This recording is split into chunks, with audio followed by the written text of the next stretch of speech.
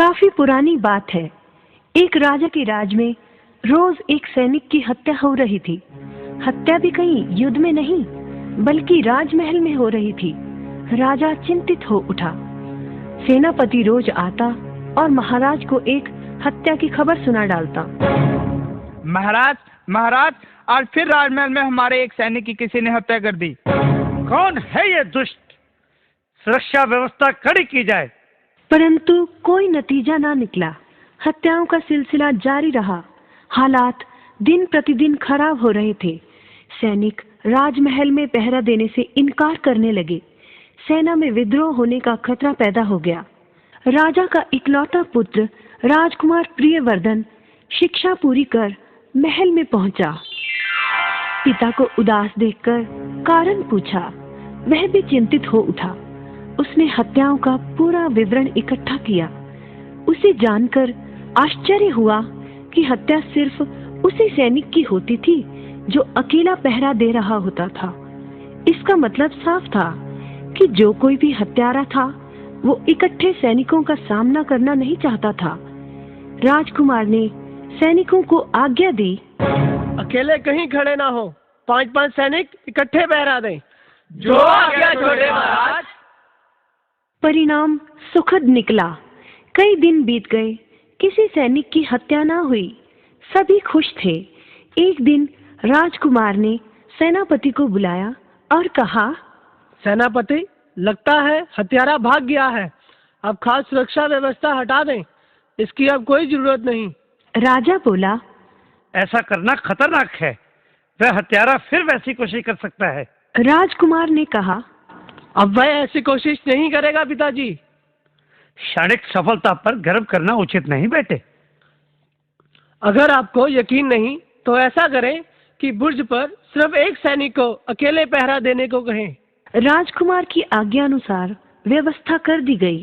सेनापति सुरक्षा व्यवस्था खुद देखने गए।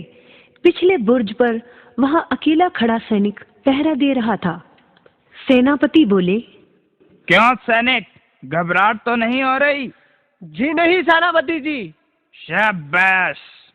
जैसे ही सेनापति पीछे मुड़ा, अचानक उसने सैनिक का मुंह दबोच लिया और उसके पेट पर भरपूर वार कर दिया।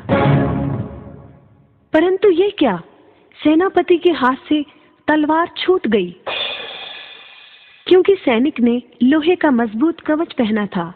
इससे पहले कि उसकी समझ में कुछ आता, सैनिक ने सेनापति की गर्दन पर तलवार रख दी और मुस्कुराते हुए बोला, क्यों सेनापति जी, लगता है आपने पहचाना नहीं मुझे। राजकुमार आप? सेनापति का चेहरा पीला पड़ गया। मुझे पहले से ही शक था कि हो ना हो आप ही आस्तीन के सांप हैं। मुझे माफ कर दे कुंवर जी। सेनापति को गिरफ्तार कर कारागार में डाल दिया जाए। देखा बच्चों, किसी पर भी सोचे समझे बिना विश्वास नहीं करना चाहिए।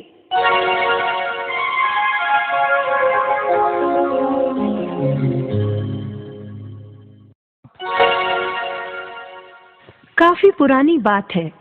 एक राजा के राज में रोज एक सैनिक की हत्या हो रही थी।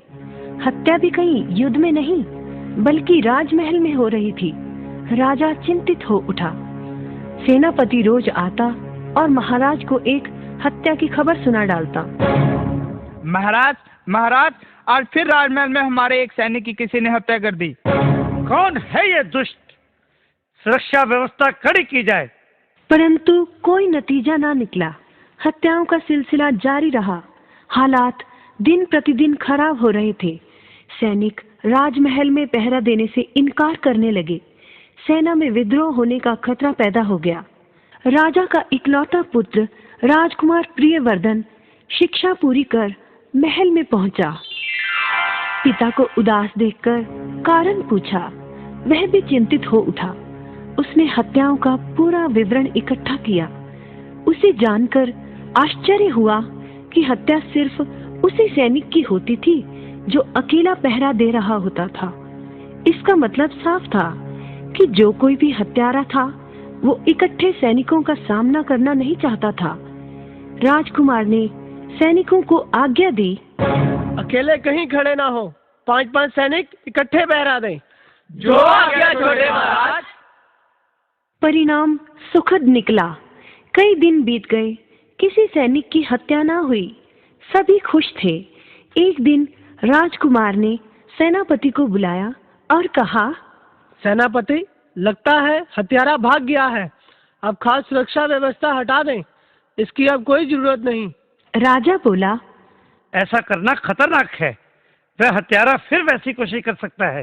राजकुमार ने कहा, अब वह ऐसी कोशिश नहीं करेगा पिताजी। क्षणिक सफलता पर गर्व करना उचित नहीं बेटे।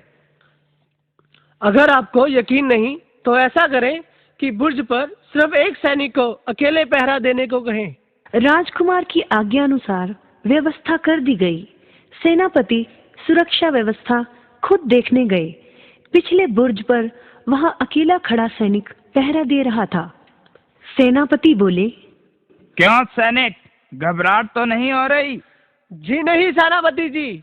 शाबाश। जैसे ही सेनापति पीछे मुड़ा, अचानक उसने सैनिक का मुंह दबोच लिया और उसके पेट पर भरपूर वार कर दिया।